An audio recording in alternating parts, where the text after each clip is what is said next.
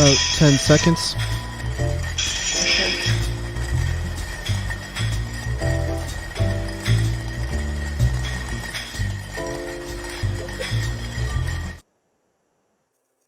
Welcome, everybody, to our weekly podcast, Ramp Real Access Motivates Progress. I've missed you all since last week, but we have a great show ahead of you today. Today, we are talking the Caregiver Alliance Conference, which will be coming up in November. It will be November 18th through the 20th, and it will all be virtual. So there will be a link coming soon that you will all be able to sign on. So let's get right into it today, and let's learn all about this Caregiver Conference that will truly be amazing for everybody and inspire you all to step out of your comfort zone, care for somebody, and take care of yourself while you're caring for others. Today we have Miriam Apor and Nadine Roberts Cornish with us today. So let's start with you, Miriam. Why don't you tell everybody a little bit about yourself and how you're involved in this? Absolutely. Thanks, Tina. So hi to everyone virtually, sending virtual hugs and, and handshakes. So I am the program manager for the Family Caregiver Alliance, and we are a program at United Way of Rhode Island. So what we have been doing for the past 3 years with the Lifespan Respite Grant that we have through the Office of Healthy Aging and the federal government is that we are creating a coalition in Rhode Island to help caregivers access services and get the resources that they need to be able to keep their loved ones at home for a longer period of time and for as long as possible is always our goal. What we are currently working on this year with the Alliance is the first ever state plan for family caregivers in the state of Rhode Island. We're very excited about it. We will be making the state plan public during the conference on November 18th. We are working diligently to get everything planned for the conference, and we are very excited to be able to have so many individuals join us virtually this year. This will be our second conference. Last year was our pilot program. It was our pilot conference, and it went so well that this year we wanted to double in size. But then when everything happened with the pandemic and everything going virtual, we decided to make it 5 times larger. So we're hoping to have as many participants from across the state and maybe even across the nation join us. And I'm really excited to be able to talk more about the conference and talk more about family caregivers in our state on the podcast tonight. Oh, thank you so much. Last year's conference was absolutely amazing. I was honored to be one of your panelists last year, and it was so well received by everybody that I'm so glad that we're redoing this again this year. Nadine Cornish will be our wonderful guest speaker for the conference this year. Nadine, why don't you tell us a little bit about yourself and how you got involved in all of this? Absolutely. Thank you, Tina. It's great to be here with you and Miriam. And hello to everybody out there. I am excited to be the keynote speaker for this year's conference. As a caregiver coach and consultant, for the last 11 years, I've been supporting family caregivers across the country. And I would say over the last 5 years, I've really become more of an advocate. And so I am speaking at conferences across the country and really serving as a national spokesperson on behalf of caregivers everywhere. So it's really my honor to be here. Looking forward to the conference, looking forward to seeing all of you virtually on November 18th. Oh, we are so excited to have you as our keynote speaker. And I hear you have a wonderful MC this year. Any idea who that might be? Miriam? We do have a wonderful MC this year. This year the lineup is packed. We have a wonderful keynote speaker, and of course, we couldn't say no to having Tina as our MC. Who could be better than Tina? Her energy is absolutely amazing, and having a conference be virtual, we need as much energy and as much pizzazz and spunk as possible to be able to keep people's attention. Oh, I am so honored. I mean, they basically asked me, do you want to speak for 3 days? I'm like, yeah, like that's a problem. But I am so excited. So why don't we get into a little bit about what the Caregivers Conference offers and why it's so important for people to tune in? Yeah, absolutely. Mary, Oh, can you hear me? yeah, I can hear you. Oh, perfect. Okay. You never know with technology. So with this year's Caregiver Conference, we're focusing on the theme that we had for last year, and it's an overall theme for the Alliance, and that's caring for the family caregiver. A lot of times caregivers are, well, not a lot of times, most of the time actually, caregivers are focused on providing care to their loved one, and they forget about caring for themselves. They forget about kind of nurturing their own soul and their own body and caring about what's going on with them and what is available to them. A lot of times we talk about resources that are available to help their loved one, or resources that are available that will provide some type of help to the caregiver, such as respite, but it doesn't really provide caregivers the kind of sense of community that they need a lot of times, especially now with the pandemic. A lot of people are feeling isolated. A lot of people don't have the same resources that they had before. For my own personal story about how I came into caring about caregiving and kind of becoming a caregiver was that I saw my own mother's journey with my two younger siblings that have autism. And I saw that right now, it's so difficult for them because school is too scary for her to send the kids to. She doesn't want to send them back to school. She's worried that they might get sick. She's worried that, they're autistic, so they might not be able to stick to health guidelines and protocols throughout the day at school. She's worried about other individuals coming in that would possibly be sick. So it's a lot of pressure on her. Every time that I speak with her, she just keeps telling me that I wish there was more help out there for me. I wish there was some way where I could, even a lot of times even the help that is available, she doesn't trust it enough to be able to let go of that control. And a lot of times it has nothing to do with control, but more about the fact that caregivers feel as though they're the best person who can care for their loved one and no one else can really fill those shoes. And of course, that is absolutely true. No one else can be the primary caregiver for your loved one. No one is going to love your loved one more than you do. But a lot of times you do need help, and it's nice to accept help from people. So this year we're focusing on caring for the family caregiver. Our conference starts off with meditation and mindful yoga. So we have a half hour set up for individuals to be able to do that in their own home, and they'll be able to kind of tune in and be a part of that. Then we move into our keynote address, which is going to be, as you mentioned, Nadine will be our keynote speaker. And before our keynote address, we have our welcome address, which will be from the director of the Office of Healthy Aging, Rose Jones. So we're really excited to be able to kind of provide all of this on the first day of the conference to people. We will also be hosting our Caregiver Award ceremony as part of our conference this year. So as many individuals know, November is Caregiver Month. It is the month of purple. The color for caregivers is purple. And we are so excited to be able to have the conference this year in November and have the award ceremony together. We were bummed out at first that everything went virtual because, we miss seeing people face to face. But it's, safety and health is a priority right now, especially for caregivers that care for a vulnerable population or maybe are part of a vulnerable population themselves. A lot of caregivers are self-caregivers. They're adults with a different ability, and they care for themselves. So, we can't forget about those self-caregivers either.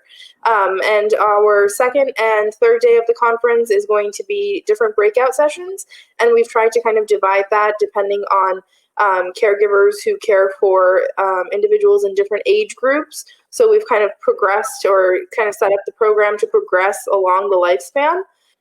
So the third day will be focused on individuals that care mostly for older adults, and the second day and part of the first part of the third day will be related to programs and resources that are helpful for individuals that care for children or are self-caregivers or care for an adult. So we've kind of broken that down so people, I know a lot of times caregivers, another issue is time. And of course, we don't want to take up more of their time than we need to. We want to be able to give them the resources and the support that they need as quickly as possible. So it was really, really important for us to be able to have caregivers pick and choose which part of the conference they want to be a part of and which part they don't really need to be a part of or don't have the time to commit to. And one cool thing about everything being virtual is that we're going to be able to record everything, and it'll be available after the conference on the Family Caregiver Alliance website. So people that aren't able to join us on the 18th, 19th, and 20th can go on the web later on and check out the conference and kind of watch it at their own pace. So, there's good and bad to everything being virtual now. So we're going to focus on the good, and we're really excited, especially having such a great keynote speaker like Nadine. And I will say an amazing. No, I'm actually so excited. And, I'm one of those ones who are a self-caregiver. You know what I mean? I have to be careful of who I come in contact with. And, with all the interaction that I have with the state and all of the stuff that I do, it almost really bothers me that I can't be out doing it like I usually do it, because nothing's better than face-to-face. But on the other hand, if I get sick, I can't take care of me. So that's a big problem. So, you have to be caring. Self-caregivers are just as important as regular caregivers. Or, you don't discredit the fact that, I have a husband that works 40, 60 hours a week. And a few things that I can't do for myself, he's going to come home after working a long day and do those things for me as well. So making sure that we have the tools to make it easier for them for the things that they have to fill in for. Nadine, tell us some of the most important things that people may not think about caregiving that they really should know. Well, I love the term self-caregiver. I contend that is the most important caregiver. The focus on self first and foremost. I don't care what the circumstances are. Taking care of yourself and making yourself the priority in your life is paramount. And for those who are caring for others, it is essential that you make yourself the priority in the caregiving experience. Doing that affords you the opportunity to, first and foremost, be better as a caregiver, because you've given yourself the necessary time, the necessary care and attention that you need. You have made sure, and I always challenge everybody, Tina, Miriam, do you use a color-coded calendar system? I do actually.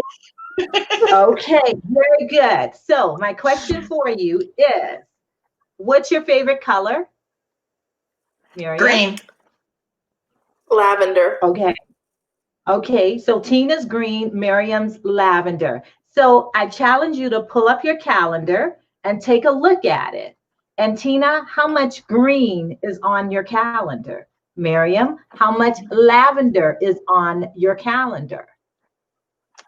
Not much. Well, okay. I feel like I can't really do this exercise because I write down bills that are lavenders. Okay, I think you just said that you don't write it, you don't put it on your calendar, you tend to write it down. Is that what you just said? No, I use the color lavender and purple in my calendar to remind me when bills are due. Oh, okay. I might need All to. Right. So I want to invite you, since lavender and purple are your favorite colors, that I want to invite you to find another color for your bills, okay? And make your favorite color your color on your calendar. Tina, I invite you to do the same. And what should happen is that as you are more intentional about scheduling you on your calendar, you should see a greater balance of you reflected on your calendar. Nobody else is scheduling anything on your calendar but you, right? And so to everybody else, everybody listening, I want to invite you to the color-coded calendar system, and I want you to choose your favorite color and schedule yourself on your calendar on a daily basis, on a weekly basis, and absolutely on a monthly basis. And so as you begin the habit, what you'll discover is that, more and more, you're going to see you reflected more appropriately on your calendar. Okay, so that's one of the, I think that's one of the most important tips for every self-caregiver and every caregiver out there, to be sure to schedule you on your own calendar, because nobody else is going to do it. And actually, nobody else is responsible for doing it. And that visual, what it tends to do is it tends to make you appreciate you a little more. The more that you see yourself reflected on your calendar, the more you're going to be intentional about your time, whether it's prayer meditation time, whether it's workout time, whether it's time with the girls or time with the guys, whether it's that time just to be off reading or spending a little time in the backyard, since we're spending so much time at home these days, right? But in the backyard or in your favorite corner of the house, right? To just take time for yourself, to do whatever that is that brings you joy, whatever it is that constitutes self-care for you. Yeah, that makes total sense, because I truly believe that every caregiver is a caregiver to two, no matter what, the person they're caring for and themselves. So they have to split their time between the two that they're taking care of, because if they fall apart or they're not together, they're not going to be able to care for the person that they're caring for. Well said. Absolutely. Tell us a little bit about the state plan and why this is so important to have it part of the conference this year, Miriam. Yeah, absolutely. So like I mentioned, we are one of the first states that are implementing a state plan that focuses specifically on family caregivers.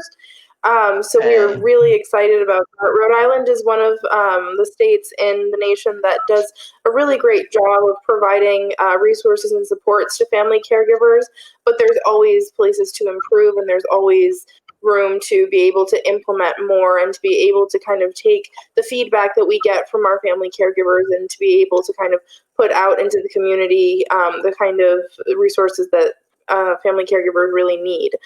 So the idea behind the state plan was to first discuss, the state of caregiving in Rhode Island and in the nation, and then move into describing the programs that we currently have available, and then moving into what we want to see happen in the next 5 years. So what programs we want to see implemented, what policies we want to see on the state legislator level be implemented. What do we want to see happen in Rhode Island? What do we want to lobby for? What do we want to happen with our caregivers? In Rhode Island, we're very lucky to have Congressman Langevin. He is an absolute, supporter of everything that is related in the state when it comes to caregiving. He supports the Lifespan Respite Grant and has been a great champion of the Family Caregiver Alliance and other organizations. Any event that we have ever held and invited him to, he's always attended. For our award ceremony every year, he has always been there for us. So we really appreciate having his support, as well as other local legislators. We are in a state where I can say that most of the individuals that we have in politics really care about our caregivers and care about the people in our state. So, we're all working towards getting policies and programs implemented that will help relieve and alleviate a lot of the pressure that caregivers feel. And as you were describing having, self-care time put onto the calendar, the first thing that came to my mind when I always think about my mom. That's the first person I think about when anything comes up or when it comes to caregiving and self-care, because she's so selfless. She always puts everyone ahead of herself. And a lot of times I know that if I were to tell her to put time aside for self-care, the first thing she would think is, well, what about the kids? When I go out to get my nails done, I always feel bad because the kids are at home and maybe they're bored at home. Maybe they would like to go out too. And it's always, what about the kids? What about Melody? What about JD? And it's, just the way of seeing how selfish she is with them and how much she cares about them before herself is there's always that caregiver guilt that comes up, and it's the guilt that she feels, and I always try to tell her that if you don't take care of yourself first, you can't take care of them. You can't take care of us. You can't be the caregiver that you want to be if you're burnt out. And with the pandemic, I think it's become a bigger realization for her. And I can see firsthand how difficult it is for her right now, not having enough support and not having enough support when it comes to having, respite available for the kids and having someone there to be able to take care of them so she can sleep, so she can go to work, so she can even take any time for herself. So it always comes up, and that's something that we really need to address, because we can talk about everything that we want to change, and we can talk about policy, and we can write policy, but unless we actually implement it, unless we actually see how it's affecting people's lives and what people actually need, because a lot of times we have really grand ideas and we're so goal oriented and we have such big plans, but sometimes it's the little things that people really need that may have slipped our minds because maybe we're not the ones providing the care. Maybe we're not caregivers ourselves, and maybe we're not in the same situation that they are, so we don't really know what they need. So one thing that we really want to accomplish with the state plan is being able to hear the voices of the caregivers that we have in Rhode Island. A lot of times it's really upsetting because we are able to reach caregivers in the major cities, or as I like to say, the metropolitan area of Rhode Island. So, Cranston, Providence, Warwick. But a lot of times we don't reach people in the northern parts of the state, or we don't reach people on the islands like Block Island. And what I hope that we can achieve with the state plan is to be able to provide the resources and provide the assistance to everyone across the state, everyone who needs it. And a lot of times that comes down to simple things such as maybe updating outdated policies that we need to take a look at again and need to reevaluate. So hopefully we can get all of that done with the state plan. And, we're very lucky to have the support of organizations such as the Office of Healthy Aging, and having the support of Congressman Langevin, and having the Office of Health and Human Services on our side. And we always, the partnerships that we have with them has been the reason we're able to do this work and has enabled us to be able to move forward and make Rhode Island one of the best states for caregivers. I truly agree with you. Yeah. No, that's not, but I truly agree with everything you say. We do have a lot of really outstanding leaders. And the one thing I like about our state plan is you have somebody like me on the board who's actually caring for myself, because you can't plan how to take care of somebody without the person you're taking care of. Because the things that you guys might see as important aren't as what's important to us. We see different things as being important, as through all of our calls. I'm like, well, maybe if you want to think of it this way and see it from the person you're actually taking care of, gives you a whole new perspective. And, that's a lot with RAMP does. So I'm so blessed that RAMP could be part of all of this, because like I said, we see it from the other side.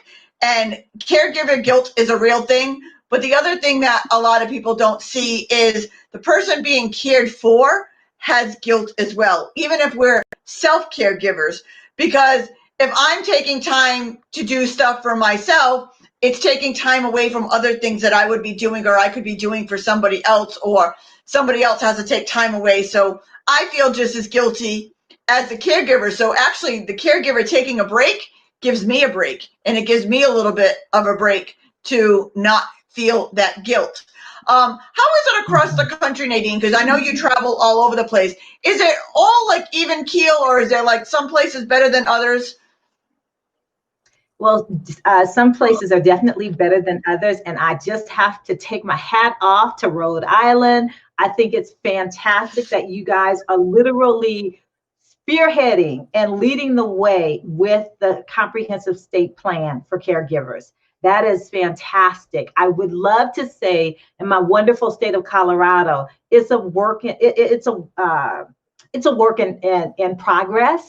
But we're certainly not there yet, and many states around the country are lagging along those lines. So I'm really excited. I'm really excited to actually get to read the state plan and to get to talk about it on November 18th.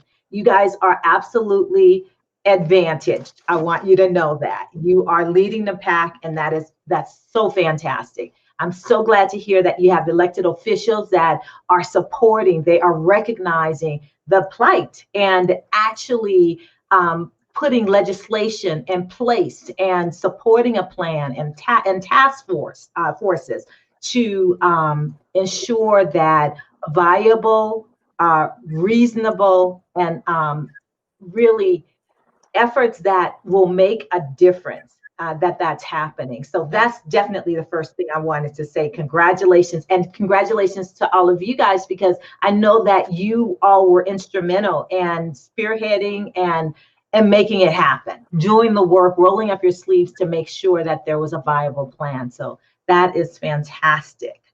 All righty. So in terms of the whole caregiver guilt thing, that is, that's happening all over the world for sure, right? Yeah. And it is so much a syndrome that we just kind of gravitate towards, right? Because we live in a society that says that, especially for women, more and particularly, that it's not okay to put yourself first, or Right. to take care of yourself means that you are self-centered, and ooh, we don't want to be labeled that, right? And so Right. even as little girls, right, we're taught, oh, no, let others go first, think of others first and put others before yourself. And so when we find ourselves either having to self-care, or we find ourselves with the responsibility of caring for someone else, it is absolutely imperative that we shift that paradigm. It is necessary that we decide, and it is a decision, that we decide Yeah. that, you know what, everything points to the fact that taking care of myself first, making myself the priority in my life, is essential, so that I am better equipped to be a mom, so that I am better equipped to take care of the loved ones in my life that I am responsible for caring for. If you are able to make that shift, and I do a lot of coaching and a lot of sessions around that, because it's a real thing all over the country. Oh, yeah. And invite people to seriously consider, let's unpack, why is it that you believe that self-sacrifice is your birthright? It's not. It's Right. not. And so we work through that and we unpack stuff, right? And once that stuff is unpacked, we bless and release what we don't need, what does not serve us, and embrace what does. And in this instance, it really is about embracing the mentality and the practice of making yourself the priority in your life, so that you are able to be the best. Name the title. I don't care what it is, but you are better equipped to do that, to be that, if in fact you choose and make the decision to put yourself first. Totally 100% agree with you, Nadine. And more people need to do that. I mean, the grim reality of life in general is, at some point in your life, you're either going to need to take care of yourself or take care of somebody else. So these Mhm. cues and these ideas are setting you up for some point in your life, because all of our parents are getting older. We're getting older. I mean, between the car accidents, the COVID, the sick, the flu, at some point in somebody's life, you're going to be taking care of either yourself, have somebody taking care of you, or you're going to be taking care of somebody else. So all of these points are good practice to get into. So when that happens, you're ready for it. You know what to expect and you know what to do. So this is just setting up everybody for success down the road. Knowledge is power. That's my favorite line. Knowledge is power. Take it all in now because at some point you're going to need it. And Yeah. yeah. Mm. Yeah. So I've written 2 Miriam. books. Mhm. Okay, go ahead. I was just going to say I've written 2 books. One is called Tears in My Gumbo, The Caregiver's Recipe for Resilience, right? And the premise of it is the 5 steps of conscious caregiving. And it really starts with recognizing that self-care is non-negotiable and understanding that you've got these 5 stages that you're going to go through. And I think it's a choice around the perception of what it is that you're going through, that you're experiencing. Helplessness being that first step, right? And helplessness is that uncomfortable experience that we all know, but we want no parts of it, right? We don't want to feel helpless because Right. we're competent, capable people. And oh my goodness, we do all of the amazing things that we do. And so the idea of experiencing helplessness around supporting someone that we love or even supporting ourselves is something that we just don't want to contend with, right? But we talk Right. about how helplessness really sets the stage for the next and the next and the next. And so it really is an opportunity for us through this caregiving experience to grow in terms of who it is that we are as individuals, to make a choice around how we want to experience the caregiving journey, because it is a choice. I remind people of Right. that all the time, right? And the choices that you make will really dictate the outcome that you're going to experience. Whether or not you're going to look back on the experience and say, this was indeed the greatest honor of my life, or this was a nightmare. But the common denominator in both of these, it's you and your choice, the decision that you make in terms of how you are going to show up and who you are going to be in your caregiving journey. Correct. And, I believe that if you can take a positive out of COVID, because yes, there have been some positives in COVID, we are Oh my all goodness. going through this journey and we're all being caregivers ourselves. Caregivers, we're feeling the loneliness, we're feeling the locked upness, we're feeling how do we take care of our family? It's not to the extreme of what some people do for caregivers, but it's still the process. So if you feel like you're failing now on something like COVID, then you need to have this part in your life and you need to do some more research, because if this ever happens again, because it will, because history repeats itself, it's the way of the world, this sets you up to, okay, where do I need more help? Where do I need more guidance? Where should I be more versed? So when this happens again, I know where I need to be. I know what I need to be doing. I know where my resources are down the road. Miriam, how did you gather all of the resources? I mean, we have an amazing team that you have put together. Miriam has really pulled this all together. She is a champion to all of this. But tell us how you pulled together all of the champions that are part of this, because it's amazing how all of these people are working together. Do you mean as part of the state plan or bringing together everyone for the virtual conference? Both. So with the caregiver state plan, it has been a work in progress for the past year.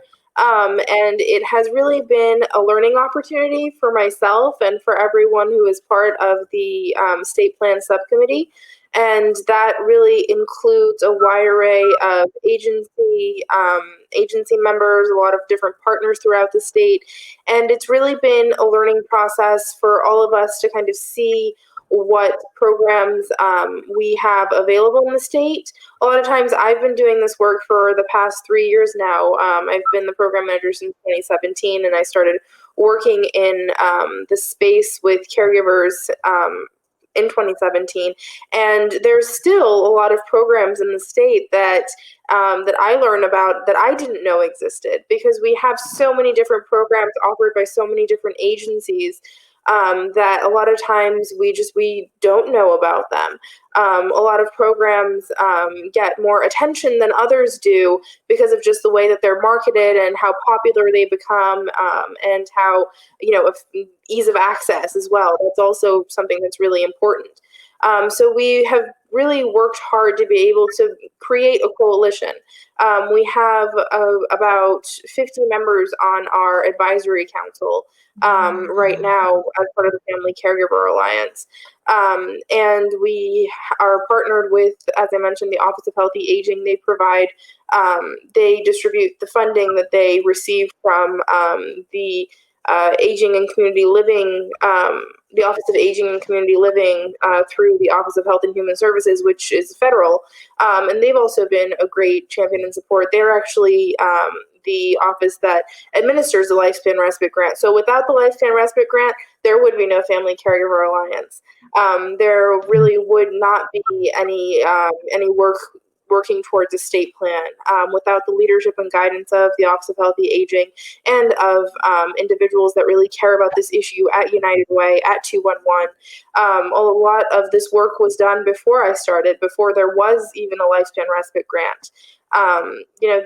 We had individuals, Christina Amadeo, Kathy McKeon. They were the the pushing force to creating a Family Caregiver Alliance, to wanting to have this in Rhode Island.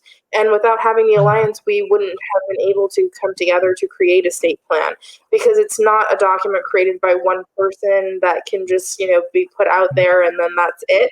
It is a collaboration, and it has been a year-long project that we are finally happy to see come to fruition, and we're excited about having it be released during the conference.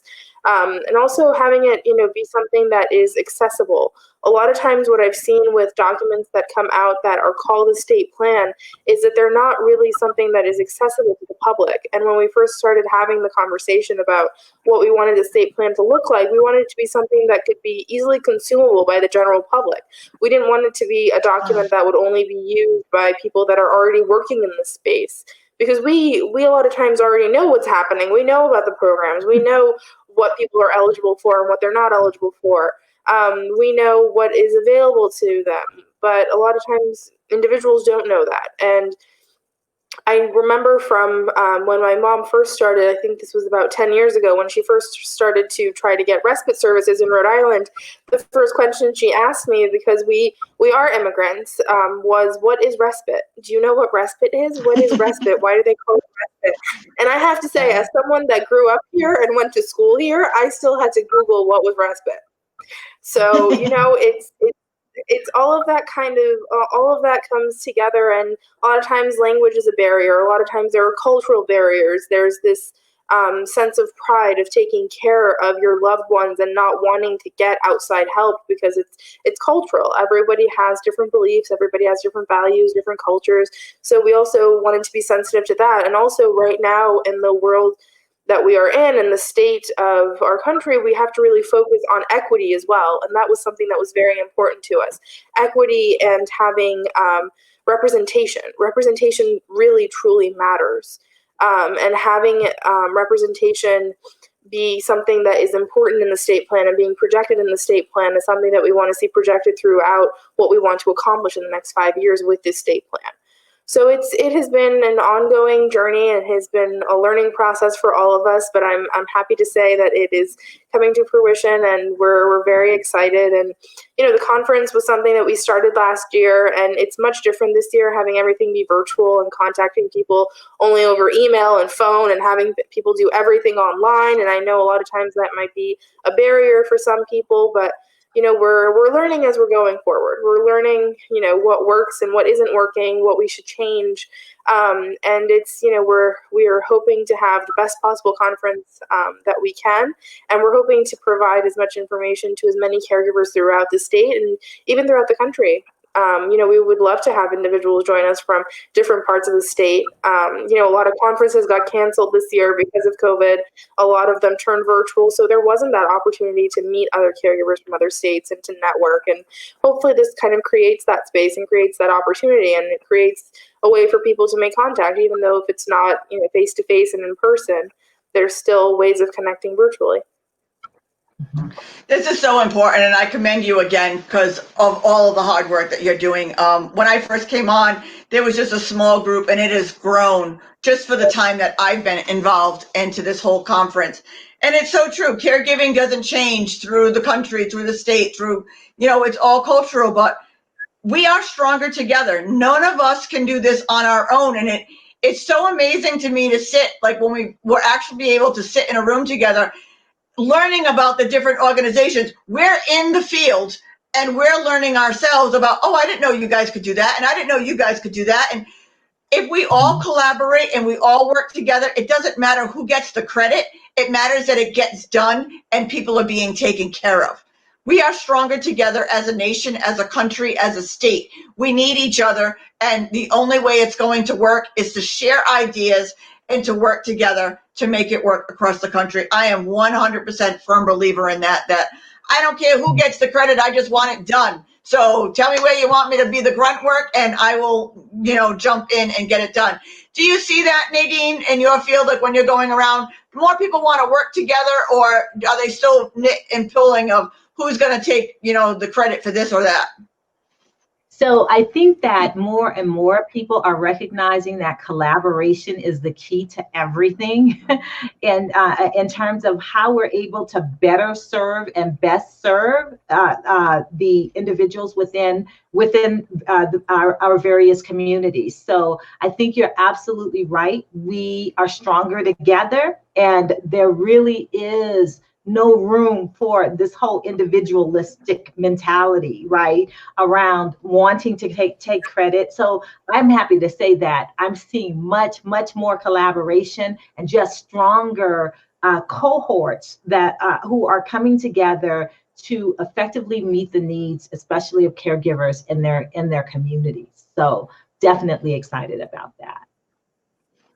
Yeah, I am so excited. We're starting to run a little bit of short on time. So, Miriam, give us one last statement to kind of sum it all up, to give everybody a sense of why this is so important to make sure that they register and they tune in.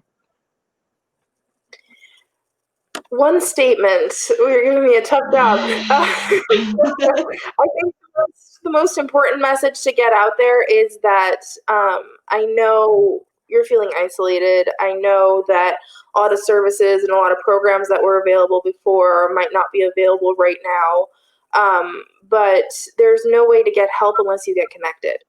And the way to get connected is to be a participant and be active in these events that are available now.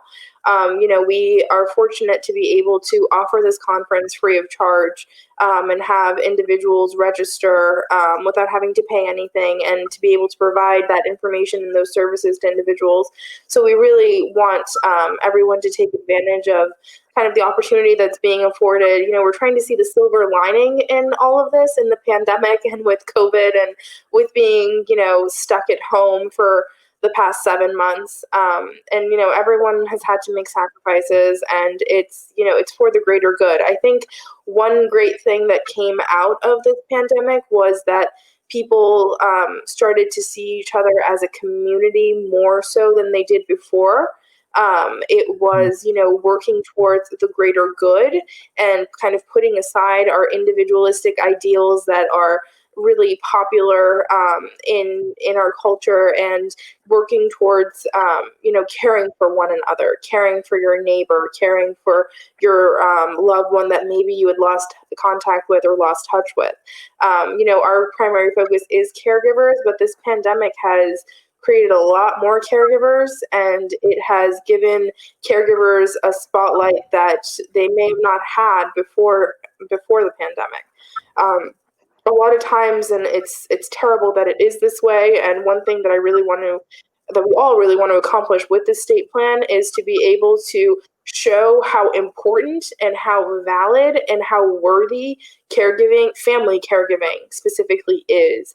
Because a lot of times it's not compensated, a lot of times it's not seen, a lot of times it's assumed that someone, that a family member or a friend or a loved one has to take this on and it's their burden, but it's not. It's, it's a burden. It's not really a burden. It's a need, and it is something that we all need to accomplish and work towards as a society and as a community in our state, but in our nation as well. We all have to focus on helping one another, and we can't do that unless we're connected and we know what's available and how we can get in touch with one another. And one thing that I'm very excited about in this upcoming year, hopefully we can be able to create an online community for our caregivers in Rhode Island through the Family Caregiver Alliance website. So I will not give away a lot of details on that, but everyone should stay tuned. And we're building this coalition. We're building it from the ground up, and having great partners and having great support from individuals like Tina and Nadine, has been something that has really helped us flourish. And it's something that I want caregivers in our state to be a part of. I want them to be part of the conversation. I don't want everything to be closed door and for leaders and for agencies to decide what's best for a caregiver. I want them to be there, and I want them to voice what they need and what they think would help them in their caregiver journey. I think it makes it so much easier. Yeah. No, that's fine. I think it's even more when people have the resources. Like you said, it doesn't become a burden anymore. It becomes a blessing that you get to help your loved ones through it all when you have the proper support and the proper way to do it. Let us help you help them, is what it's all about. Nadine, give us a final statement of why you think people should make sure that they tune in and why this is so important. So November's National Family Caregivers Month, as we mentioned earlier. And this year for National Family Caregivers Month, we're going to be launching a national campaign called 10-10-30, 10 random acts of kindness, 10,000 books to caregivers in 30 days. For the month of November, we want to celebrate caregivers. We want to celebrate the work that's done, the silent heroes, those who are unseen. We want to celebrate. And so we're spotlighting caregivers across the country. And I'm so excited to be part of the Rhode Island Caregivers Conference, because as a result of being a part of the conference, we're going to be able to provide books. We also are hoping to identify sponsors that will allow us to provide the pampering service. Virtual facial parties for caregivers is one of the offerings, as well as caregiver pampering packages that we want to mail out to caregivers. And so we want to stress the importance of the random acts of kindness. So we want all of you to experience random acts of kindness from strangers, from people that you know. We want you to feel the love in November through the 10-10-30 campaign. And you can go to the website tcgcares.com to click on the 10-10-30 link. You can join the campaign so that you can stay abreast. We'll also be doing, asking for people to nominate caregivers who are extraordinary in their world that they want to have highlighted and celebrated. And so that's one of the most important things that I want all of the caregivers now out there to know about this campaign, that it is happening. I want you to be ready for it. I want you to be open to receiving and be open to being appreciated, because November 2020, we're looking to shift how we as a society, as a country, celebrate our caregivers. That's absolutely amazing. And Nadine, make sure you count RAMP in on that, because we will be definitely all over that and helping you with that, because that is what we are all about. And most of the people in the disability community, we are self-caregivers, and they need to be celebrated too. So we are definitely involved in that. And one thing that we do for everybody is the Red Bag Initiative.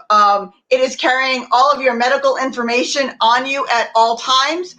You can go right to our website, www.rampisInclusion.com. Click on the red bag and you can order a red bag. We make no money or funds out of this red bag program.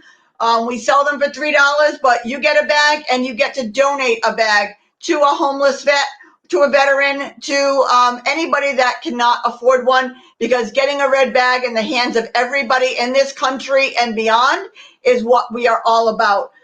We are global with this. We send out bags by the thousands every day. So it is all over this country. So make sure that you get your red bag.